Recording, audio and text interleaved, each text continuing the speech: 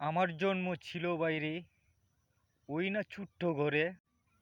শীতের দিনের কুয়াশা ঘরে ঢুকে কাঁপতাম কুহু কুহু করে। বাবার ছিল না সাধ্য দিতে কিনে শীতের জামা। সংসার নামক অভিশাপটা করেনি আমার বাবাকে কমা। উপরে ছিল নেড়ার ছাউনি, মাটির ছিল ঘর। প্রতিবেশী ছিল অনেকেই, তবে তারা ছিল একটু স্বার্থপর।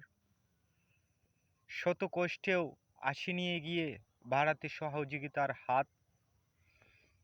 জীবনটাকে সংগ্রাম মনে করেই খাটাতে হয়েছে আমাদের দিন রাত। আমার বাবা সাধারণ মানুষ, দিনমজুর ছিল ভাই। আস্তে আস্তে কষ্ট করে আমাদেরকে মানুষ করেছেন তাই।